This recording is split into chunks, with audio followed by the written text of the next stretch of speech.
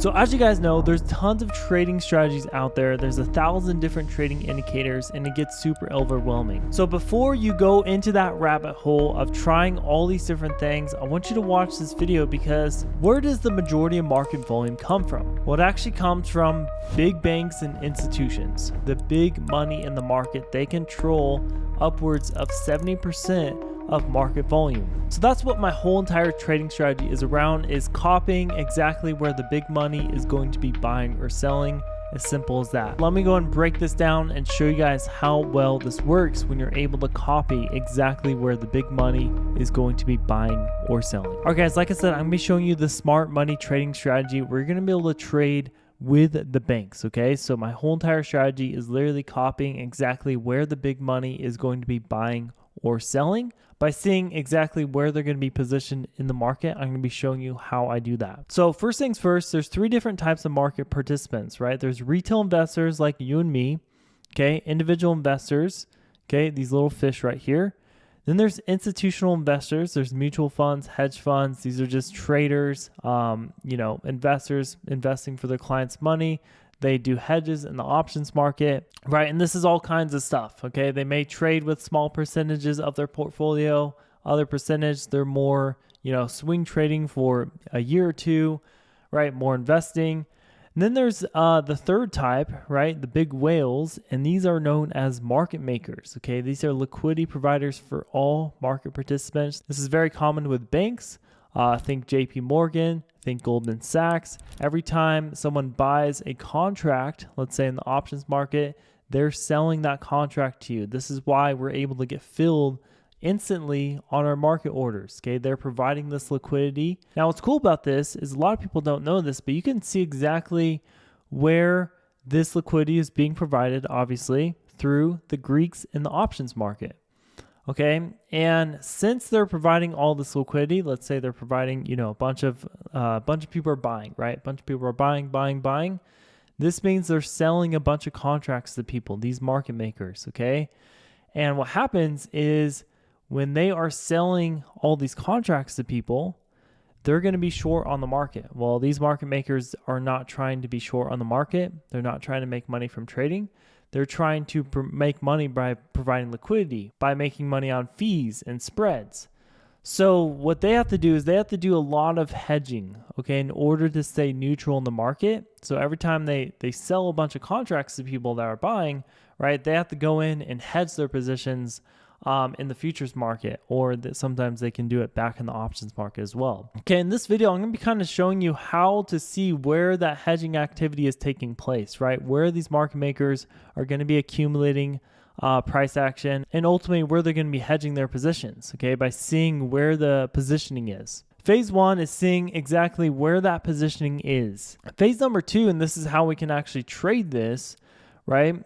As traders who want to trade with these people, is where they're likely to accumulate based on their positioning. Okay, so we're seeing their positioning. We don't know exactly what they're going to do with that positioning, but we can see where they're likely to accumulate based on that positioning. Okay, and the positioning changes every single day, right? Every single day is a little bit different in the market. Some days we go up the whole day. Some days we go down the whole day. Some days we go back and forth. It's more of a mean reversion day. And this positioning shows us, kind of gives us clues on, where the accumulation is likely to happen, where the hedging is likely to happen, and we can trade based on that. Okay, that's what my whole trading strategy is based around. Now, if I go forward here, I want you to keep watching because we're going to have real trade examples of these two phases once we go over them. Like I said, phase number one, institutional positioning in the market. So I kind of broke this down a little bit earlier, but let me just explain it real quick. Basically what happens is, majority of market volume comes from the options market. This is what makes the market move on a day-to-day basis. A lot of volume is being taken place here. If we go back to, these sharks, right? Going back to this guy, just the regular hedge fund investor, they're not liquidity providers. They do a lot of trading in the options market, okay, and they have a lot of money. And they may do this to try to make some more money on their portfolio each day, or, let's say they're long in the market and they want to go short that day. So maybe they buy a bunch of short contracts for the next week or for the the day. So a lot of volume takes place in the options market. Now, what happens from there is we get a lot of market maker exposure because the whales who are providing all this liquidity, right, from this 80% market volume, they have exposure, right? If they're selling all these contracts to people, they're buying all these contracts for people, what happens is they're going to be short or long in the market. Okay, and like I said, these liquidity providers, the whales, they just want to stay neutral and they're making money off fees and spreads. That's it. Okay, so basically what happens is this creates dealer hedging activities, buying or selling, and we can see that positioning of those hedges or those actions by looking at the Greeks in the options market. Okay, so this is stuff like Gamma, Delta, Charm, Vana. You don't have to worry about the names, but we're able to see the flows of the hedging activity with the Greeks. And basically what happens from there, this creates predictable push/pull on price before the candles form. And then from there, the candlestick actually forms, showing what price actually did. All right, so candlesticks is kind of the last thing that actually happens, but we're able to see the positioning before candles even show up on the chart, right, on that given day. Okay, so that's kind of how it works. Now let me actually dive into it. Okay, so this is what the Greeks look like, basically showing the positioning in the market, right? We can see this bar really stands out, right? This is a very important level. We can see the importance of each level, how important they are based on the size of the bar. This one's positive. It's a green bar. It's the biggest bar going positive, and then you can see it breaks down going negative. So when we pull back to this negative bar, right, you can see this is going to act as support, right? It's going to act as a wall. This is going to act as resistance, this big green bar. This is where the market makers are going to stay neutral in the market. The market is going to consolidate around this area, right? We can also see we have no interest over this level, which means there's no way we're going to go above this green bar, right? So we're able to see that positioning, okay? And this can really help you in your trading, right? Versus just looking at a basic support and saying, oh, this is yesterday's lows, or oh, we had a demand zone here 2 weeks ago, right? We can actually see how important the level actually is based on the current positioning. And for those that don't know, I do trade NASDAQ futures, but we're looking at the QQQ ETF, okay? Because that's what has the options contracts. Okay, so I do trade NASDAQ, but I'm looking at QQQ for the main level since they are going to move exactly together, right? So, we can kind of agree that this is way more useful information versus just seeing, a candlestick chart, right? Where you're not really, all you're seeing is what happened to price. That's all you're really seeing. Yes, candlestick charts are great because you can see the price action, you can see the behaviors between buyers and sellers, right? So it's better for looking at entries, right? But as a foundation for the day, marking out those key levels, marking out where the trend will flip, the market structure, right? You really want to pay attention to this. This is going to help you have that foundation for the day. And then you use your candlestick chart, your chart patterns, your indicators, whatever you use for the actual entry, okay, to get a good entry. So that's kind of how I use it personally. So anyways, phase 2 is once you kind of understand where their positioning is, right? And this is the positioning. This shows the positioning right here. Next phase is where are they comfortable accumulating on a given day? Okay, so where are these market makers, where are they going to start hedging their positions? Where are they going to accumulate price action based on that positioning in the market? Well, first off, we want to see what the positioning looks like that day. Well, first off, we want to see basically just where the positioning looks like for the day. Okay, so if we have a positive positioning, one thing a lot of institutions use, the only indicator most institutions and hedge funds use is actually VWAP. Okay, the volume weighted average price. And the reason for this is because it stays the same on any time frame. It's the same for everyone. It doesn't change if you go from a 1 minute to a 5 minute. So the level's always the same. So a lot of institutions use the VWAP as, a fair value price because it's literally the volume weighted average price. That means it's a fair value. So that's literally the definition of VWAP. Right, so if we have positive positioning, meaning there's a lot of positioning upwards, okay, the price wants to go up eventually, then this means the VWAP is going to be a good value. Okay, if the price is going to go up eventually and we pull back to VWAP, it's probably going to be a good deal, right? Or if we get it below VWAP, it's going to be an even better deal. Okay, an example of this is you see days like this where, if we look at the Greeks, the positioning in the market, they look all upwards, all green, everything looks good. Okay, that's the positioning, that's phase one. And you can see every time price pulls back to VWAP, right, we get bought up. We get bought up, we get bought up, and we have this slow grinding movement all day because of that positive positioning upwards. And every time we get to VWAP, they're saying, hey, it's a good deal. Let's buy here if we know the price is likely to get push up to this positioning up here. Okay, so a VWAP is a great resource to use. I personally use the VWAP on the QQQ chart. It has more value there. More institutions look at the VWAP on QQQ compared to NASDAQ. They're both going to be useful in different scenarios, but for me personally, I like using the QQQ VWAP. Okay, and we have these outer bands as well. If you want to copy my settings, I'll get into that on exactly how to use these bands, but I'll show you more of that in just a second. Okay, so the next kind of positioning there is balanced positioning. This means that, there's positioning a little bit upwards, but it kind of fades after that. And then there's positioning a little bit underwards or a little bit negative, but it kind of fades after that. So we just have a more balanced day. And when we have a more balanced day, right, do you want to buy at fair value price? Do you want to buy at the VWAP? Well, no, right? Because it's a balanced day. So you're not getting a good deal. You're just getting the baseline deal. It's literally the middle of the market. So they want to make money on their hedges. So in that case scenario, under VWAP is going to be that good deal. Now, if we look at this, as you can see, this is where we start pulling back to these first few deviation lines, okay? Deviation number 1, deviation number 2. And this is where price is likely to get bought up, whether it's the first one or the second one. It can be different every time.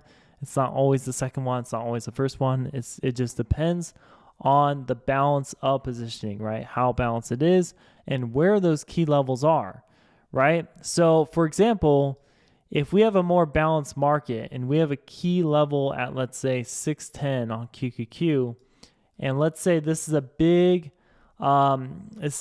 support area. We see a big red bar here defending price, right? And then we have a bunch of, let me draw this. Okay, and I'll show you the software I use for this in just a minute. But let's say we have a bunch of positioning up here, right?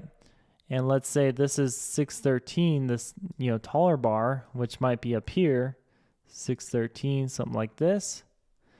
Okay, and this is 610 down here. Well, obviously this is going to be a good deal, right? Because 610 lines up with this deviation. It's under VWAP. We have positioning forward. So this is where accumulation is going to probably happen. And we're going to get that push at least up to VWAP, right? And potentially all the way up to 13 on a day like this, right? Obviously every day is a little bit different, but you'll see this pattern so many times in the market, especially when you're able to see the positioning, okay, based on the Greeks and the options market. So that's another example. Now let's move on before we go into some examples. We have negative positioning, okay? So in this case, it's going to be VWAP or above because we have so much positioning downwards, meaning let's say we are negative and we have lots of negative bars underwards. Okay, it doesn't just fade out. We have more and more, right? And let's say price is right here. Okay, something like that, or maybe price is down here, for example. Okay, but VWAP is over here. Then they might wait to accumulate towards the VWAP or a little bit above it to get a good deal, right? Because VWAP is at fair price. If they plan on shorting the market's going down, then anything above VWAP is going to be a really good deal because we're going to fall back down, right? We have a lot of negative positioning in the market. Okay, so an example of this kind of looks like this, where, we keep going down, right? Pull back to VWAP. keep going down, pull back to VWAP. It's a good deal. It's a good deal because we have more positioning downwards in the market. Okay, so that's kind of what that looks like. Now, the $1 million question for you, for all of us, right, is how do you know their positioning each day? So normally this data is pretty hidden. Institutions have been hiding this data for years. Now all this data is publicly available. So I came out with a software called MaretkFlow that actually reads this positioning, and we have a code that basically prints all that data out into these, nice little beautiful graphs on the chart, as you can see. So what we're going to do is I'm going to go back and we can actually look at trade examples. Okay, we're just going to go to a random day on the chart. Okay, I'm not going to cherry pick days or anything like that. So we're going to go to this replay mode, which is one of the best parts about this is we do have that back testing feature. So let's just let's start out with, let's go to the 12th and then we'll just go backwards from there. Again, we're not going to cherry pick days. Okay, so as you can see, it's 9:30 Eastern time. I'm going to go to the first minute of market open is where we get all this data coming in. And what we're seeing right off the bat is you really just want to pay attention to delta hedging. Institutional flow is important too. And then time pressure is really good for targets for your take profit areas because it shows where the options contracts have the most decay and where those market makers are going to make the most money on those contracts. So anyways, with that being said, you can see there's not really any positioning above 625. So what this means is I'd be cautious buying at VWAP, right? Or above it, okay? Essentially what that means. So me personally, I would wait for a pullback in this scenario. So keep in mind, these flows kind of change a lot the first 10 minutes, and then it tends to stay the same the rest of the day because there's a lot of orders coming in those first 10 minutes, especially in the options market. So we're just going to go forward. We can see, again, we're not interested in buying until we pull back maybe to this red bar, right? Maybe this 621. So pay attention to that. And we're going to see we end up pulling back. Now, you might be looking at this and you're like, Chad, well, how do you know what to do with these bars, right? Because like I said, we have no interest above 625. We already opened up at where did we open up? We opened up at 624, 623. So we're already up here. So basically the 624 is showing where market makers are likely to be neutral in the market. So this is usually a target. Okay, so if it's going to be a more trending up day, that means there's going to be a target way above. So maybe a target way out here or way up here.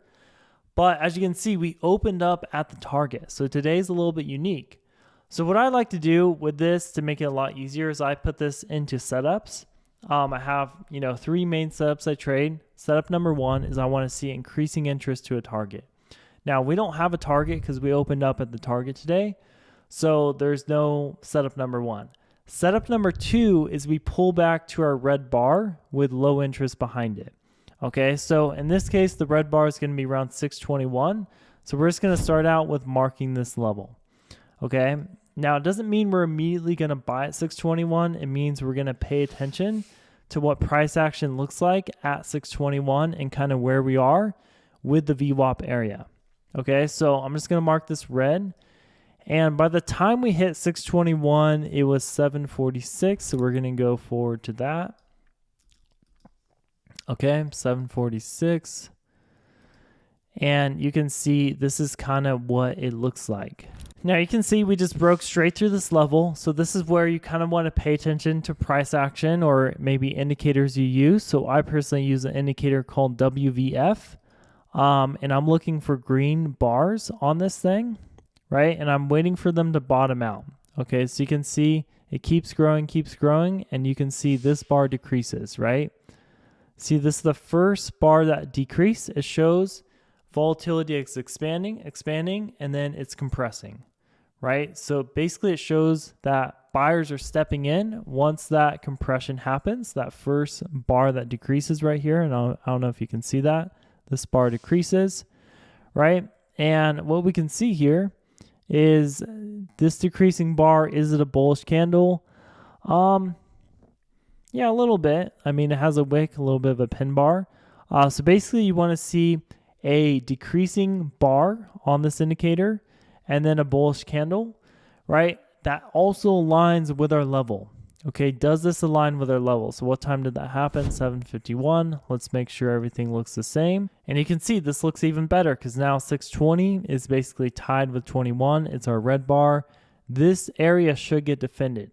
Now, why is this area going to get defended? Well, one of the things you can pay attention to is kind of the balance of the flows. If we go back to this, right, we can see, look how much taller these big bars are compared to these smaller bars, right? So this shows that there's an imbalance pull to the upside. So what this also means is we're probably going to want to at least go back to VWAP, which is the fair value price, or go back to new highs on the day.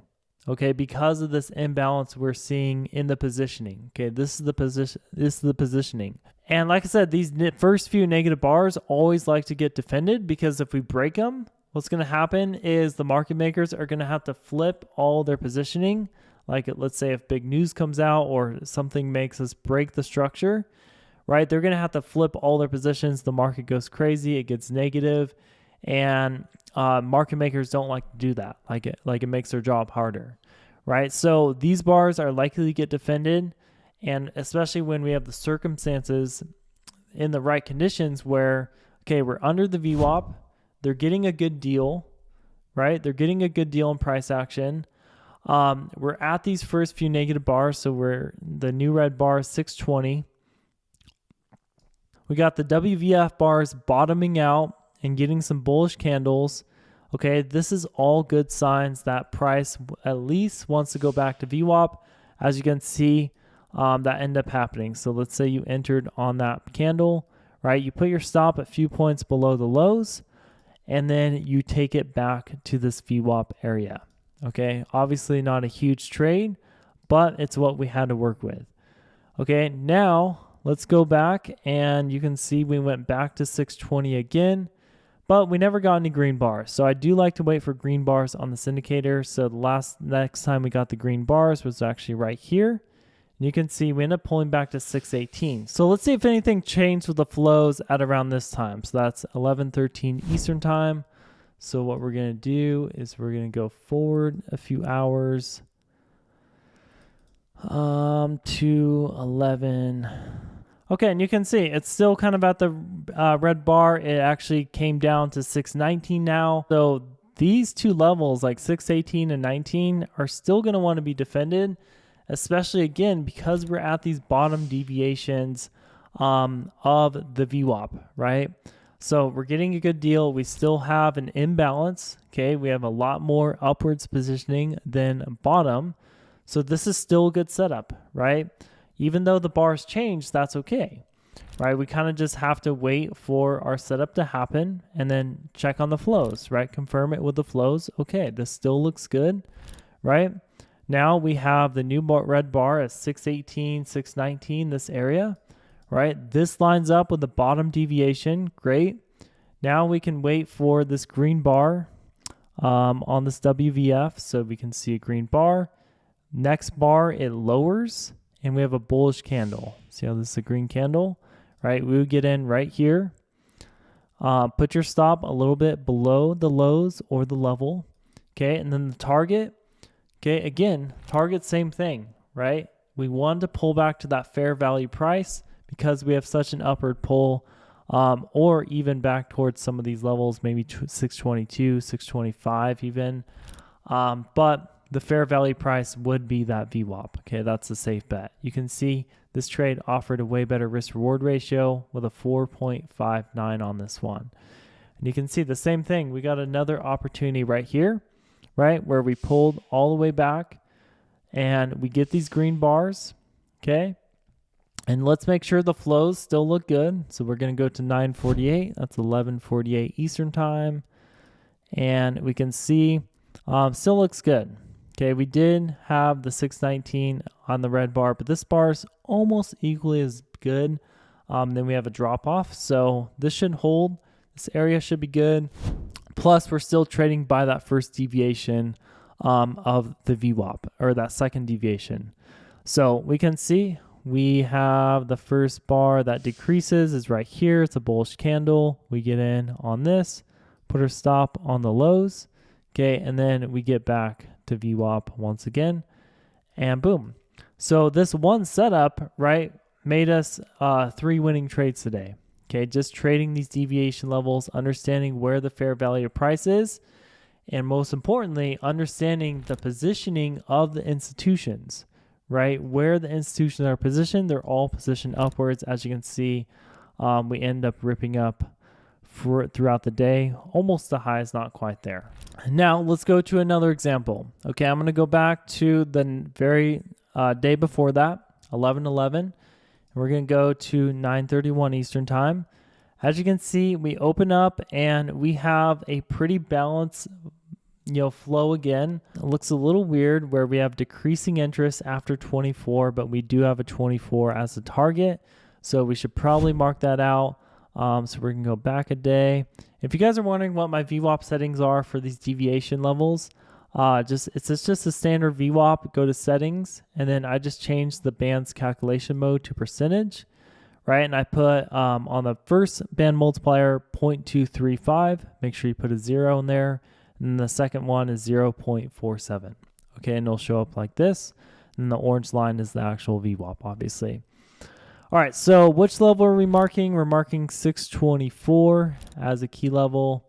So let's draw that out. It's going to be right here. Okay. Mark this green. And then from there, we have 620 and 618. Okay. So wherever these bars kind of peak out, let me move myself.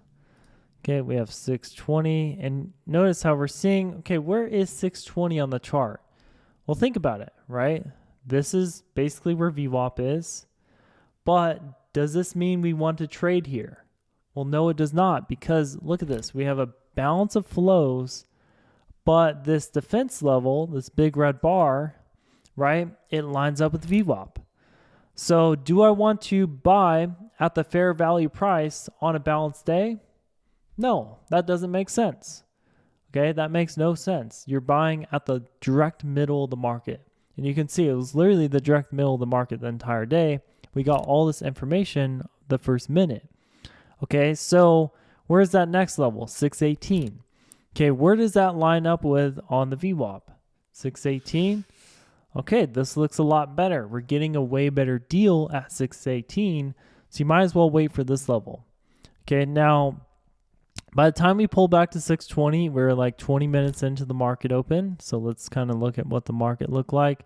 Okay, we have a big defense at 620, but will that get defended? No, because it's a fair value price. I mean, it did a little bit. You could have made a little bit of money trading it back to VWAP, but by the time you get in, it's already there. The risk reward's horrible. So therefore, I don't want to trade that. Okay, instead, I'm going to wait for maybe a 618. Okay, when did we get to 618? Wasn't until 8:33, so that's 10:30 Eastern time. And you can see this is what it looks looking like. 619, 618. This is kind of to me, this is kind of dangerous because, we are in negative territory and we broke this important key level, right? Which means we could see a sell-off. But on the other hand, we have declining interest under this, right? We have very declining interest under this, which means we're probably not going to get past 617 because we do drop off a bunch after that. That's where it like majorly drops off. So this is kind of like, it's risky. You could take it, but, probably wait for a better setup like we saw the next day, right? Way better setup where it lined up with that red bar. So ideally, you want the red bar to line up with one of these first deviation levels. You can see this did not, right? It broke down to 618 actually.